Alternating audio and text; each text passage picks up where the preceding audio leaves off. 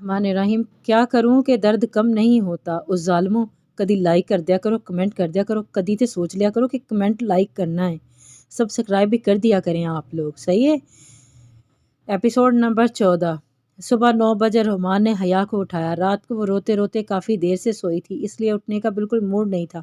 मंदी मंदी आंखें खोलकर रहमान को देखकर माथे पर कई बल पड़े थे। नागवारी से इसे देखा। क्या कि तुम्हें चैन नहीं है? सुबह सुबह हिला कर रख दिया मुझे। वो तल्ख लहजे से बोली। मुझे कोई शौक नहीं आपको जगाने का, बाबा बुला रहे हैं आपको। रहमान ने भी इसी लहजे में जवाब दिया था। वो भी नींद में थी। मुझे नींद आ रही है, मुझे अभी नहीं उठाना, बोल दो जाओ कर। ये कहकर उसने लहाफ मुंह तक ओढ़ा था। रहमान ने जाकर इर्तिजा से वो सब बोल दिया। इस बार वो खुद उठकर उसके पास आया था। ए उठो यहाँ से। मुझे नहीं उठना, मुझे नींद आ रही है। हया लहाफ के अंदर से बोली थी। 2 मिनट में अगर तुम उठकर खड़ी नहीं हुई तो देखो क्या करता हूँ तुम्हारे साथ। इर्तिजा के सख्त लहजे के बावजूद वो लेटी रही। ओके, तुम्हारी मर्जी है, मैं सिर्फ 5 तक गिनूंगा। 1 2 3। इर्तिजा की गिनती अभी पूरी भी नहीं हुई थी। वो लहाफ उतार कर उठ खड़ी हुई थी। उठ गई हूँ। वो यूं थी जैसे अभी रो देगी। गुड।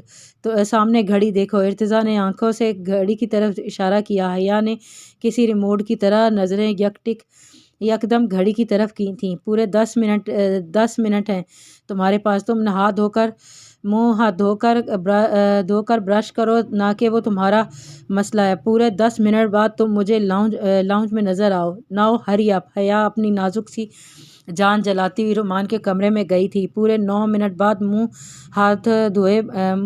धुले हुए मुंह से बाहर निकली थी, लेकिन जमाइयाँ अभी भी ले रही थी। आज से हर काम तुम करोगी, इर्तिजा ने इसे घूरते हुए कहा था। हर काम से क्या मतलब? वो नाफहमी से बोली। मतलब घर की सफाई, झाड़ू पोंछा, खाना बनाना वगैरह। ये सब सुनकर हया की नींद भग से उड़ गई थी। एक्सक्यूज़ मी, मैं करूँगी। मैं हया सुलेमान नहूत इसके लहजे में था। ओ नो, हया सुलेमान नहीं, हया इर्तिजा। ज़रा याददाश्त कायम दायम रखा करो अपनी। अब तुम अमीर बाप की बेटी नहीं हो जो खिदमत गुजारों की लाइन लगी होगी। एक अद्दी से प्रोफेसर की बीवी हो, इसलिए सारे काम तो तुम्हें ही करने पड़ेंगे। वो बड़े हक से आज वो रिश्ता इसे जता रहा था जिसको कल तक मानने को तैयार नहीं था। मुझे ये सब नहीं आता, आप जानते हैं। हया रौंसी हुई थी। ओ नो माय वाइफ, आपको तो सब कुछ आता है। इतना आता है कि अपनी उम्र से बहुत बड़े बड़े काम आप आराम से कर लेती हैं। ऐसे डियर तुमने किए हैं, अक्ल दंग रह जाए। समझो कि ये भी तुम्हारे एक डियर है, इसलिए इसे भी पूरा दिलो जान से करके देखो। अभी तो ज़रा किचन में आओ, तो मैं बताऊं कि नाश्ता कैसे बनाते हैं। बड़ी बेतकल्फ़ी से इर्तिजा ने इसका बाजू पकड़ा और इसे किचन में ले आया और शेल्फ के सामने खड़ा कर दिया। देखें, ये सब नहीं कर सकती मैं, समझने की कोशिश करें। वैसे भी कुछ दिन में सब पहले जैसा हो जाएगा। अब मैं प्रेसिडेंट की बेटी थोड़ी हूँ कि लोग मुझे याद रखेंगे। अब तो भूल भाल के गए होंगे सब कुछ। बस आप मुझे ड्राइव दें और मुझे बस इस्लामाबाद की बस में बिठा दें, बाकी मैं खुद अपने घर पहुंच जाऊंगी। हया की बात इसने नॉर्मल अंदाज से सुनी थी। अच्छा, तुम्हें लगता है ये सब मैं करूँगा? अब तो हाथ आई, तुम मेरे सारे बदले लिए बगैर थोड़ी छोड़ूंगा। इर्तिजा हाथ बांधे बड़े नॉर्मल अंदाज से बोल रहा था। हया ने पूरी आंखें हैरत से फैला कर इसे देखा था। मतलब क्या है आपकी बात का? मेरा इरादा बदल गया है। बहुत तंग किया है तुमने मुझे, बहुत परेशान किया है। माफ़ी भी मंगवाई है, जग रसवाई भी अलग करवाई है, फिर ज़बरदस्ती निकाह भी। मैं तो नहीं छोड़ूंगा तुम्हें। तलाक तो अब किसी कीमत पर नहीं दूंगा। कैसे नहीं देंगे? दे वो तो आपके अच्छे भी देंगे। समझ क्या रखा है आपने हया सलेमान को? हया अपनी धुन में बोल गई थी। इर्तिजा ने शेल्फ से छुरी उठाई। तो मैं तुम्हें बहुत अच्छे से समझा चुका हूँ, अब तुम मुझे समझो, वो भी बहुत अच्छे से। मेरी बात से इख्तलाफ करने वालों को मैं छुरी घुमाते हुए पूरी बात वो हया को बोलता रहा। हया की नज़रें सिर्फ छुरी पर थीं। आखिर में इर्तिजा ने छुरी हया के गले के करीब थी। मैं अगर तुम्हारी जान भी ले लूँ तो किसी को कानो कान खबर नहीं होगी। धीरे से इसने इसकी जान ही तो निकाली थी। ठीक है, छुरी पीछे करें, आप जो कहेंगे मैं वही करूँगी। छुरी इर्तिजा ने पीछे करके हया के हाथ में थमा दी। प्याज काटो। कैसे? हया ने छुरी देखी। इर्तिजा ने सामने से कटिंग बोर्ड उठाया और आधा प्याज काट कर इसे दिखाया। बाकी का प्याज हया के सामने कर दिया और ख़ुद फ्राई पैन स्टूल पर रखने लगा। मोटा मोटा प्याज इसने बड़ी मुश्किल से 10 मिनट में काटा था। आंखों से कुछ प्याज की तेज़ी से पानी निकल रहा था, कुछ उसके रोने की वजह से। इसी तरह टमाटर और हरी मिर्चें भी काटी थी। इर्तिजा ने एक नज़र मोटे मोटे कटे प्याज टमाटर पर डाली, दूसरी उसके रोते हुए सुर्ख चेहरे पर, फिर कटिंग ट्रे से सब कुछ उठाकर बाउल में डाला। आज तो मैं सब बर्दाश्त कर लिया, ये सब कल से बरी काटना। ये कहकर इसने अंडे और नमक मिर्च डालनी शुरू की। आप इधर आओ। और चाय की केतली में पानी डाल चुका हूँ। 2 चम्मच पत्ती डालो, ये सामने पड़ी है। चाय का इसे समझाने के बाद वो तेज़ी से आमलेट बनाने लगा। या बड़ी हैरत से इसे तेज़ी से सब कुछ करते हुए देख रही थी। टेबल पर नाश्ता लगाकर सबसे पहले वही बैठी थी। काम करके भूख भी जाग उठी थी। रोमान भी टेबल पर हया के बराबर ही बैठ गया था। जब से यहाँ आई थी पहली बार हया ने ढंग से नाश्ता किया था पेट भरकर। चाय का पहला घूंट भरते इसे यकीन नहीं आया ये चाय इसने बनाई। अच्छी खासी मज़े की चाय लग रही थी इसे। बाबा ये चाय कैसी बनी है, ठीक से पकी नहीं है। रुमान ने मुंह के जाविये बिगाड़ते हुए कप वापस टेबल पर रखा था। हया ने तेवरी चढ़ाकर इसे देखा था। तुम्हारी मम्मी ने पहली बार बनाई है बेटा, इसलिए। इर्तज़ा के मम्मी कहने पर चाय सीधी हया के हलक पर लगी थी। वो बुरी तरह खांसी थी। रुमान की हंसी छूटी थी मगर इर्तज़ा बेतासुर ही चाय पीता रहा था। वाकई चाय पीने के काबिल तो नहीं है, लेकिन मैं भी सब्र के घूंट भर रहा हूँ। तुम भी भर लो, कल से ज़रा और प्रैक्टिस हो जाएगी तो चाय शायद अच्छी बनानी भी आ ही जाए। बाबा मैं इन आंटी को मम्मी कह दिया करूँ? रुमान ने हया को घूरते हुए देखकर मज़ा लेते हुए कहा, श्योर बेटा, ये तुम्हारी मम्मी ही तो हैं। मम्मी कहो या अम्मा कहो, जो चाहे कहो। इर्तज़ा चाय के शिप लेते हुए हया के गुस्से से लाल पीले होते चेहरे को देखकर लुत्फ़ अंदोज़ हुआ था। वो लड़की अपने लिए आंटी लफ्ज़ बर्दाश्त नहीं करती थी, कजा मम्मी कहाँ से सुन सकती थी। नाश्ता ख़त्म करते ही हया टेबल से उठकर कमरे में जाने लगी। हया डार्लिंग, जा कहाँ रही हैं? आप बर्तन उठाएं। हया ने बड़ी हैरत से अपना एक कप आईब्रो चढ़ाकर इर्तज़ा को देखा था। वो अब भी बेतासुर था, कुछ कह तो नहीं सकती थी, इसलिए गुस्से से प्लेट जमा करनी शुरू की। सुनो, बर्तन धोने के बाद किचन पूरा साफ़ कर देना, क्योंकि इसके बाद तुम्हें घर की सफाई से ही फुर्सत नहीं मिलेगी। इर्तज़ा का अगला हुक्मनामा सुनकर हया रोंसी सी हो गई थी। क्या घर की सफाई भी आज ही करनी पड़ेगी? मुझे तो डस्ट एलर्जी है। कोई बात नहीं, जब रोज़ सफाई करोगी तो आदी हो जाओगी। ये कहकर वो बाहर चला गया। हया बर्तन धो रही थी। जब रोमान किचन में दाखिल हुआ, वो रोते हुए बर्तन धो रही थी। लाएं दे, मुझे आपकी हेल्प करवा दूँ। रोमान ने इसे यूं रोते देख कर कहा, हटो यहाँ से, कर लूँगी मैं खुद। वो ज़्यादा हमदर्द बनने की कोशिश मत करो, जानती हूँ मैं तुम्हें भी। पूरे अपने बाप के सगे हो, एक की 10 लगा करके मेरी शिकायत लगाते हो। वो साथ साथ आंसू साफ कर रही थी, साथ बर्तन भी धो रही थी। अच्छा, आई एम सॉरी, अब नहीं लगाऊंगा कोई शिकायत। आप रोएं तो ना, मैं आपकी हेल्प करवा देता हूँ। रोमान ने बड़ी नरमी से बात की, फिर उसके साथ मिलकर सारे काम भी करवाए, बल्कि इसे बताता रहा कि कौन सा काम कैसे करना है। इर्तज़ा नाश्ता करते ही घर से जा चुका था। दोनों दोपहर तक ही फारिग हुए थे। हया की कमर दुखने लगी थी। सब काम ख़त्म करके रोमान नहाने जा चुका था। 2 दिन से वो रोमान के ट्राउज़र शर्ट में मलबूस थी। कुछ उसकी हाइट बहुत लंबी नहीं थी, बामुश्किल रोमान से 2-3 इंच ही लंबी थी, इसलिए उसके ढीले ढाले कपड़े से आराम से आ गए थे। अब भी वो उसकी अलमारी घुसी अपने कपड़े ढूंढ रही थी। इसी चक्कर में काफ़ी शर्टों की तह ख़राब हो चुकी थी। जब वो नहाकर अपने ट्राउज़र शर्ट पहने बाहर निकला तो काफ़ी शर्टें और पैंट्स ज़मीन पर बिखरी पड़ी थी और हया उसकी अलमारी में घुसी हुई थी। वो तेज़ी से उसके पास आया था। ये आप क्या कर रही हैं मम्मी? मम्मी सुनकर इसने फुर्ती से अपना मुंह उसकी अलमारी में से बाहर निकाला। ख़बरदार, जब मुझे मम्मी कहा तुमने। कहाँ से मम्मी लगती हूँ तुम्हें मैं? अब मुश्किल से बस 10 साल ही तुमसे बड़ी होंगी। रिश्ते के हिसाब से मेरे बाबा की दूसरी बीवी मेरी मम्मी ही लगेगी, चाहे वो मुझसे छोटी ही क्यों ना हो। आप तो फिर माशाल्लाह से मुझसे 10 साल बड़ी हैं। खैर छोड़ें, ये मेरी अलमारी का क्या असर किया है आपने? मुझे कपड़े बदलने हैं, लेकिन एक भी ट्राउज़र शर्ट नहीं मिल रहा मुझे। सिर्फ पैंट शर्ट ही है मेरे पास। बस 2 ही ट्राउज़र शर्ट्स हैं, एक जो मैंने पहना है, दूसरा वो जो आपने पहना है। हया ने नागवारी से एक टी शर्ट और पैंट निकाली और वॉशरूम में घुस गई थी। कई दिन तक जाजिम ज़हनी तौर पर डिस्टर्ब ही रहा था। अपने हुए पर गुस्सा आ रहा था, लेकिन कभी इस औरत पर जो उसकी माँ थी, लेकिन इससे मिलना भी चाहता था। कौन थी, कैसी थी, एक बार देखना चाहता था। इसलिए नज़रें झुकाए इसने हारून रशीद से अपनी माँ का नाम और पता पूछा था। उन्होंने पहले तो इसे गौर से देखा, रो रो कर आंखें बिल्कुल सूजी हुई थी। फिर इसे नाम बता दिया। मेरी मानो तो मत जाओ वहाँ, बहुत दुख होगा तुम्हें। हारून रशीद की बात सुनकर वह तसल्लियाँ मुस्कुराया था। अब कौन सा सुकून में हूँ, पल पल मर ही तो रहा हूँ।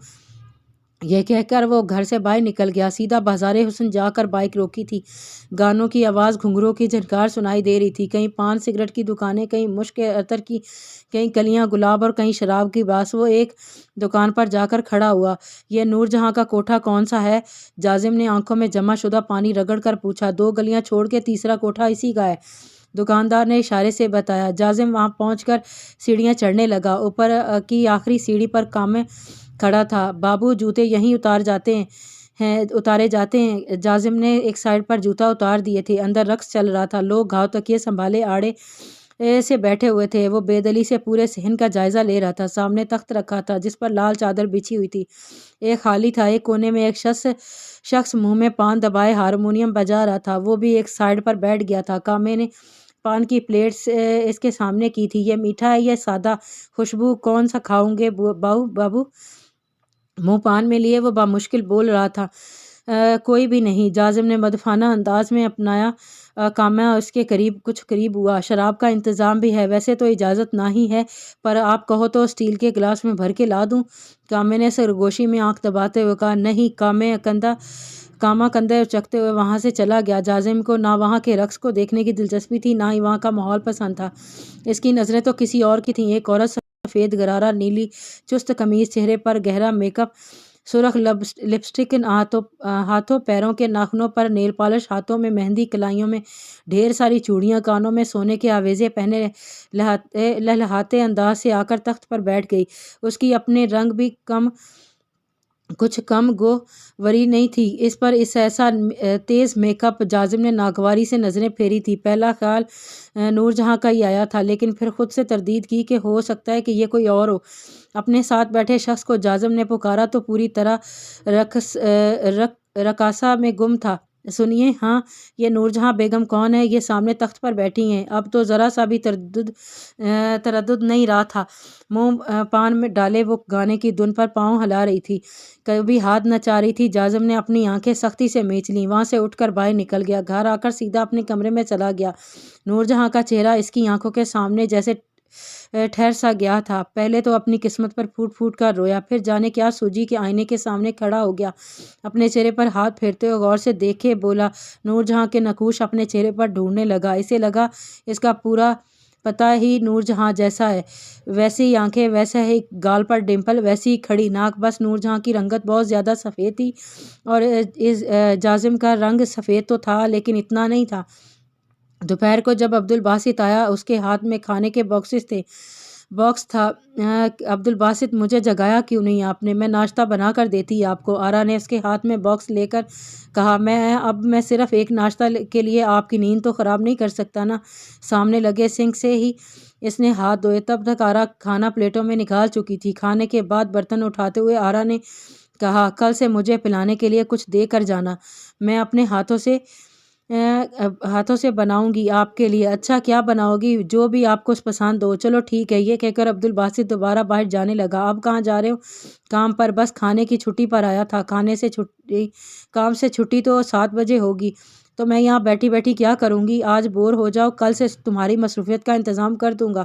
یہ کہہ کر وہ باہر چلا گیا۔ رات کو کھانے کے بعد وہ اسے کوارٹر سے باہر لے گیا تھا۔ بہت وسیع رقبے پر ایک خوبصورت باغ بنا ہوا تھا۔ آرا نے وہی خوبصورت چادر سر پر اوڑھ رکھی تھی۔ کافی دیر باغ میں گھومتے رہے، باتیں کرتے رہے، پھر ایک بینچ پر بیٹھ گئے۔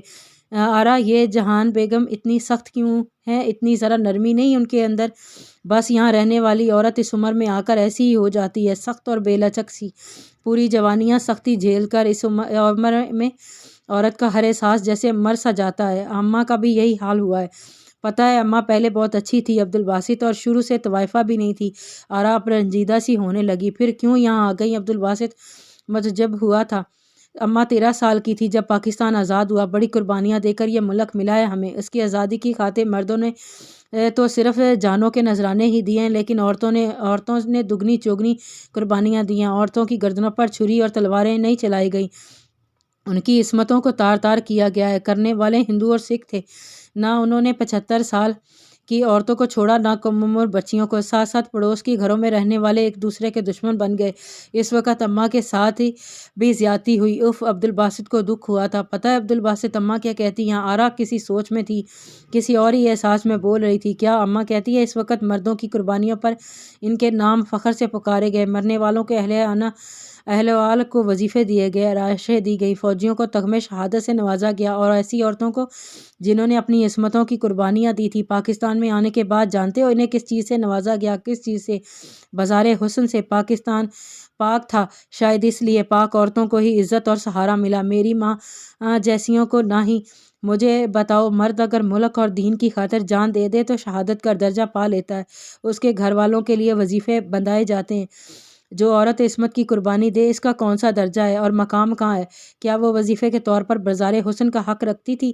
ہندوؤں سے لٹ کر آنے والی، یہاں تک کہ یہاں آ کر نواب اور رئیسوں کی محفل سجانے لگیں، کیونکہ عورتوں کو موقف مفتے کی روٹیاں کھلانے کو کوئی تیار نہیں تھا۔ پاکستان بنا، نیا قانون بنے، انصاف کو بنیاد بنایا گیا، سب کی سنوائی ہوئی، لیکن ایسی عورتوں کے لیے کوئی قانون نہیں بنا۔ تمہیں پتہ ہے، اماں بتاتی ہیں مجھے، بعض عورتوں نے بازار حسن کو آباد کرنے کی بجائے خودکشیاں کر لیں۔ وہ بھی تو حرام موت ہے نا عبدالباسط۔ لیکن تم بتاؤ، کیا حرام کی زندگی گزارنا زیادہ غلط ہے یا حرام کی موت مر جانا؟ آرا کے سوال کا جواب عبدالباسط کے پاس نہیں تھا اور اسے ایک ٹک دیکھ رہا تھا، اور وہ یوں بات کر رہی تھی جیسے خود اس اذیت سے گزر رہی ہو۔ چہرہ یوں تھا کہ ابھی رو دے گی، اور پھر سے بولنے لگی۔ اور بعض کو ان کے گھر والوں نے چھتوں سے پھینک کر مار ڈالا تھا کہ اس داغ کے ساتھ انہیں کہاں پاکستان میں لے جائیں گے، کہاں رستے میں لوٹنے والے اسے اور نہ لوٹ لیں۔ اور اب تک عورتیں اسی ظلم میں مبتلا ہیں، صدیوں سے ہیں۔ میں نے ایک بار ٹیلی ویژن میں سنا تھا کہ اسلام سے پہلے جہالت کے دور میں ایک عورت کی مرد استعمال کرتے تھے، بیٹیوں کو پیدا ہوتے زندہ دفن کر دیتے تھے۔ اسلام نے عورتوں کو عزت دی، احترام دیا، رشتے دیے۔ بیٹی بنی تو باپ کے لیے دعا بن گئی، بہن بنی تو احساس، بیوی بنی تو دکھ سکھ کی ساتھی، ماں بنی تو جنت کی حقدار، دادی بنی تو بزرگی کے درجے پر بیٹھ گئی۔ لیکن ہم عبدالباسط، ہم اب بھی وہی ہیں، ویشیا کی ویشیا ہی۔ کوئی بہن بیٹی ماں نہ ہی سمجھتا ہمیں۔ ٹپ ٹپ آرا کے آنسو بہہ رہے تھے۔ عبدالباسط نے اسے کندھے سے ہاتھ پھیلاتے ہوئے اسے اپنے ساتھ لگایا تھا۔ چپ ہو جائیں، میں اور آپ کیا کر سکتے ہیں؟ وہ عبدالباسط کے کندھے پر سر رکھ کر اب بھی آنسو بہا رہی تھی۔ عبدالباسط، میری ماں کی رگوں میں کسی طوائفہ کا خون نہیں تھا، نہ ہی اس کا کوئی قصور، لیکن دیکھو نا، پھر بھی طوائفہ بن گئی، اور میں طوائفہ کی بیٹی۔ آرا بس بھی کریں، کیوں میرا ضبط آزما رہی ہیں؟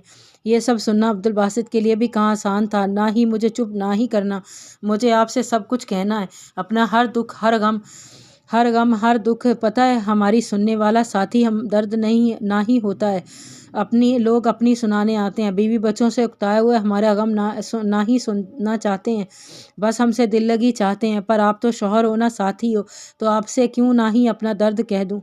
سنو گے نہ ہی؟ عبدالباسط اس کے کندھے پر سر رکھے آرا نے ذرا سا اونچا ہو کر اسے دیکھا تھا۔ ایک آس تھی، آنکھوں میں ایک مان تھا، لہجے میں کہاں ہمت تھی عبدالباسط کے انکار کر جائے۔ ہاں، سب کچھ سنوں گا، اپنا ہر غم مجھے سنا دیجیے، میں اسے اپنے دامن میں سمیٹ لوں گا۔ عبدالباسط کی آنکھوں میں نمی سی تھی، دکھ آتی تھی، درد اسے سینے میں اٹھ رہا تھا۔ آپ بھی مجھے اپنا ہر غم بتا سکتے ہیں۔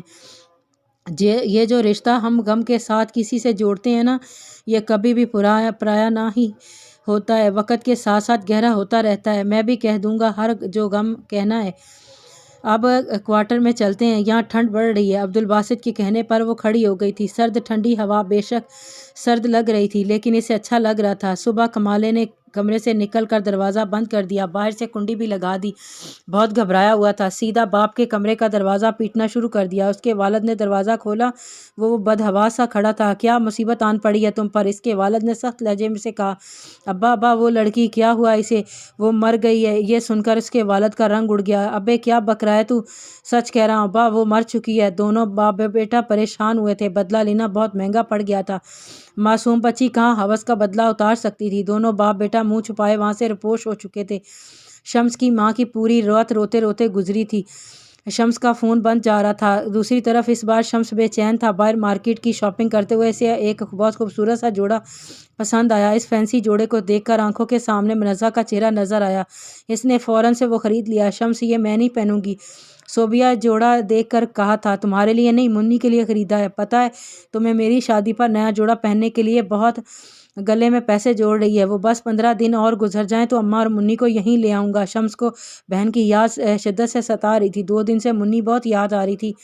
ہر بات پر شمس بس منی منی ہی کر رہا تھا۔ دوسری جانب ماں بیٹی کے لیے رو رو کر بے حال ہو رہی تھی۔ اس کی والدہ نے منڈیر سے دوسری جانب دیکھا تھا۔ برابر والے گھر پر سناٹا چھایا ہوا تھا۔ اس کی والدہ نے جھانک کر دیکھا، صحن خالی تھا، مٹی سے بھرا ہوا۔ اسے لگا تھا کہ شاید منزہ صحن میں کہیں چلتی پھرتی نظر آ جائے گی۔ پھر یہ خوف آیا کہ کمالہ اسے کہیں لے کر نہ چلا گیا۔ وہ گھبرائی، بری طرح سے دل دھڑکا گیا۔ جن محلے داروں نے زبردستی نکاح کروایا تھا شمس کی ماں کے پاس گئی، ان سے کہا وہ اپنی بیٹی سے ملنا چاہتی ہے۔ لوگوں نے دروازہ کھٹکھٹایا مگر کوئی ہوتا تو کھولتا۔ لوگوں نے دروازے کو دھکا دے کر اس کو کھولا تو صحن خالی تھا۔ شمس کی ماں نے گھر کے سارے کمرے دیکھے، سب خالی تھے۔ ایک کمرے کے باہر کنڈی لگی تھی، جب اس کی کنڈی کھلی تو سامنے منزہ کا مردہ وجود بیڈ پر پڑا تھا۔ 2 دن گزر چکے تھے، اسی حالت میں بو سی اٹھ رہی تھی۔ شمس کی ماں نے بیٹی کی حالت دیکھتی تو چیخنے چلانے لگی۔ سب لوگ جمع ہو گئے تھے۔ جو لوگ اس دن کمالے کا ساتھ دے رہے تھے وہی آج اسے گالیاں بک رہے تھے، لیکن ہو کیا سکتا تھا؟ ظلم تو ہو چکا تھا۔ ظلم کسی رواج کی طرح سے نبھایا جاتا ہے اور سزا کی حقدار عورت ہی ہوتی ہے۔ اس کی ماں اپنا ذہنی توازن کھو بیٹھی تھی، کبھی ہنس رہی تھی، کبھی رو رہی تھی، کبھی اپنے بالوں کو نوچ رہی تھی، کبھی کمالے کو بددعائیں دیتی، کبھی شمس کو۔ مار ڈالا میری چھوٹی سی بچی کو، ارے کیوں مار ڈالا؟ اس کا کیا قصور تھا؟ شمس کاش تو برباد ہو جائے، میری بیٹی کو جیتے جی مار دیا تو نے۔ تو موت مانگے تو تجھے موت بھی نہ آئے، تیری وجہ سے میری بچی مر گئی۔ کیسے واری صدقے جاتی تھی تجھ پر، بھائی بھائی کہتے بھاگ بھاگ کر تیرے کام کرتی تھی۔ شمس مار ڈالا کمالے اسے، کاش وہ بھی یوں تڑپ تڑپ کر مرے۔ ارے میری بچی پر کسی کو رحم نہ آیا، ظالموں کا ساتھ دیا آپ لوگوں نے۔ شمس کی ماں بے قابو ہونے لگی۔ وہاں موجود مرد نظریں جھکا گئے تھے۔ ہمیں کیا پتا تھا وہ وحشیانہ سلوک کب پر اتر آئے گا۔ حوصلہ کرو بہن، ایک شخص نے تسلی دینا چاہیے۔ حوصلہ کیسے کروں، کیسے حوصلہ؟ میری پھول جیسی بچی مر گئی، برباد ہو گئی، آپ لوگ کہتے ہو حوصلہ کروں؟ پھر وہ ہنسنے لگی، کھلکھلا کر ہنسنے لگی۔ میری بچی نے ابھی چند دن پہلے ہی اپنی گڑیا کی شادی کی تھی، ضد کر کے مجھ سے زردہ اور پلاؤ بنوایا تھا، محلے بھر کی بچیوں کو بلایا تھا دعوت پر۔ بھائی صاحب آپ کی بیٹی بھی آئی تھی نا؟ شمس کی ماں وہاں موجود سب مردوں کو باری باری پوچھنے لگی۔ سب کی آنکھیں اشکبار تھی، سب اصابت میں سر ہلا رہے تھے۔ بڑی خوش تھی میری منزہ، ہنس رہی تھی۔ عید والی چوڑیاں پہنی تھی اس نے، میرون اور گولڈن والا جوڑا بھی پہنا تھا، کیسی پری لگ رہی تھی۔ ہاں نیل پالش بھی لگائی تھی۔ منزہ کہاں ہو تم؟ چلو آؤ تمہیں تمہاری گڑیا سے ملوا کر لاؤں۔ چندہ اس کی ماں اسے پکارنے لگی جیسے وہ ہنستی مسکراتی سامنے آ جائے گی۔ پتہ ہے بھائی صاحب، گڑیا کو رخصت کرتے ہوئے بڑا روئی تھی میری بیٹی، کہہ رہی تھی امی 2 دن بعد اس سے ملوانے لے جانا مجھے، اور اب دیکھو کب سے ہلا رہی ہوں، سن نہیں رہی ہے۔ منزہ چندہ باہر آؤ، دیکھو اگر اب تم باہر نہ آئی تو میں ناراض ہو جاؤں گی، یہ کہہ کر ہنسنے لگی۔ کچھ دیر بعد پھر سے پھوٹ پھوٹ کر رونے لگی، گھر سے باہر نکل گئی۔ لوگوں نے پھر منزہ کو دفنایا تھا، ماں تو ذہنی طور پر حاضر ہی نہیں تھی۔ یہ بات آگ کی طرح محلے میں پھیلی تھی۔ ورک شاپ کے مالک نے فون شمس کو کیا لیکن فون آف تھا، گھر ویران ہو چکے تھے۔ بھاگنے سے پہلے کون یہ سب سوچتا ہے کہ نتیجہ یہ بھی نکلے گا؟ اگر ایک بار محبت کی پٹی اتار کر سوچا جائے تو شاید بہت کچھ برباد ہونے سے بچ جائے۔ تانیہ اب خاموش سی رہنے لگی تھی۔ اس کے شوہر نے بھی دوبارہ سے اس سے کچھ نہیں پوچھا تھا، لیکن اس کا خیال ویسے ہی رکھتا تھا، بات وہ بھی نہیں کر رہا تھا۔ تانیہ روز اپنے اندر ہمت منجمد کرتی کہ اسے سب کچھ بتا دے، لیکن روز ہمت ہار جاتی۔ بتانا کہاں آسان ہوتا ہے، دوبارہ سے اسی اذیت سے گزرنا پڑتا ہے۔ ایک رات جب وہ گھر آیا کافی خوشگوار موڈ میں تھا۔ کھانے میں کیا بنا ہے؟ کافی دن بعد اس نے تانیہ سے یہ سوال کیا۔ بھنڈی کی سبزی بنائی ہے، آج وہ نہیں کھائیں گے، آپ جلدی سے تیار ہو جائیں، باہر جائیں گے، آج باس نے میری پروموشن کر دی ہے، تنخواہ بھی بڑھا دی ہے، اب جلدی کریں۔ تانیہ بھی یہ سن کر خوش ہوئی تھی، کئی دن بعد آج وہ خوش نظر آ رہا تھا، اس لیے جلدی سے تیار ہو گئی۔ باہر نکلنے سے پہلے چادر اوڑھ کر اس سے چہرہ بھی چھپا لیا۔ کھانا انہوں نے ایک ریسٹورنٹ میں کھایا تھا، اس کے بعد آئس کریم پارلر چلے گئے۔ آئس کریم کھاتے ہوئے تانیہ کی نظر سامنے بیٹھے شخص پر پڑی، اس کا رنگ فک ہوا، سانس سینے میں اٹکا تھا۔ آئس کریم کے کپ والا ہاتھ اس نے دبوچ لیا تھا، پل میں آئس کریم اس کے ہاتھ اور ٹیبل پر گرنے لگی تھی۔ تانیہ یہ آپ کیا کر رہی ہیں؟ اسے تانیہ کی حرکت کچھ عجیب سی لگی تھی، لیکن وہ کسی اور ہی خیال میں گم تھی۔ اس نے تانیہ کی نظروں کا تعاقب کرتے ہوئے جب پیچھے دیکھا تو ایک کپل بیٹھا آئس کریم کھا رہا تھا، آپس میں ہنس ہنس کر باتیں بھی کر رہے تھے۔ بظاہر ایسا تو کچھ نظر نہیں آیا تھا۔ تانیہ اسے یوں بے حس حرکت ایک ٹک دیکھتی رہی تھی۔ Tania are you alright? اس نے دوبارہ تانیہ سے پوچھا تھا، اب بھی سن رہی تھی تانیہ؟ وہ کچھ بلند آواز سے بولا تھا۔ وہ بری طرح سے چونکی تھی، پھر زور زور سے چلانے لگی، چیخنے لگی۔ وہاں موجود سب بھی تانیہ کو دیکھنے لگے۔ اس کا شوہر بری طرح سے گھبرا گیا تھا، وہ انگلی سے اس کی اسی جانب اشارہ کرنے لگی، لیکن کوئی بھی الفاظ نہیں بول پا رہی تھی، بس چیخ رہی تھی، پوری قوت سے چیخ رہی تھی۔ जब दोबारा से इसके शौहर ने पीछे देखा तो वो कपल वहाँ मौजूद नहीं था, जा चुका था। इर्तिज़ा जिस शाम को वापस आया था वो दोनों सोफ़े पर बैठे रूमी के मोबाइल पर कार्टून देख रहे थे। साथ ही साथ प्लेट गोद में रखे फ्राइज़ खा रहे थे जो दोनों ने मिलकर बनाए थे। इर्तिज़ा ने एक नज़र इन्हें देखा, रूमी भी ना ऐसे बस कोई मिल जाए सही दोस्ती लगाने के लिए, इर्तिज़ा ने दिल में सोचा। फिर उनके करीब जाकर खड़ा हो गया। इसे सामने देखकर रूमी ने फटाफट से कार्टून बंद किए थे। इर्तिज़ा ने हाथ में पकड़े 2 शॉपर में से एक रूमी की गोद में रखा, दूसरा हिया के बराबर में। इसमें तुम्हारे लिए कपड़े हैं, कल से मुझे तुम इंसानों वाले हुलियों में नज़र आओ। हया ने शॉपर में झांक कर देखा तो फिर बाहर निकाल कर देखा तो वो सिले हुए 3 पीस सूट थे, शलवार कमीज़ और दुपट्टा। हया के मुंह के ज़ाविये बिगड़े थे, इसे कहाँ आदत थी ऐसे कपड़ों की, फिर थे भी फुल स्लीव्स के। हया की नज़र रुमान पर थी जो शॉपर से अपने ट्राउज़र और शर्ट्स निकाल रहा था। सुनो, 1 कप चाय बना कर दो मुझे और कुछ देर पका लेना, इसे सुबह की तरह बदजायका ना हो। अगर मेरे हाथ की चाय इतनी बदजायका लगती है तो खुद बना ले, वैसे भी मैं काम कर कर के थक गई हूँ। हया ने तेवरी चढ़ाकर कहा। इससे कहाँ बर्दाश्त था कि कोई उसकी चीज़ों में नुक्स निकाले। हया इर्तिज़ा ने घूरते हुए इसे देखा था। क्या कहा तुमने? लहजा सख्त किया था। कुछ नहीं, बना रही हूँ, हया ने बेबसी से कहा। गुड, जल्दी से। ये कहकर वो अपने कमरे में चला गया था। हया की बस इर्तिज़ा पर तो बस नहीं चल सकता था।